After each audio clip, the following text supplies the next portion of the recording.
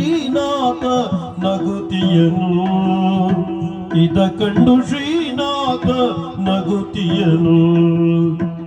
ಯಾಗವು ಭಂಗವಾಯ್ತು, ಮಸಣದ ಮೌನವಾಯ್ತು. ಬಿರುಗಾಳಿ ಬೆಂಕಿ ಸುಡುತ್ತಿರುವುದು, ಬಿರುಗಾಳಿ ಬೆಂಕಿ ಸುಡುತ್ತಿರುವುದು, ಬಿರುಗಾಳಿ ಬೆಂಕಿ ಸುಡುತ್ತಿರುವುದು.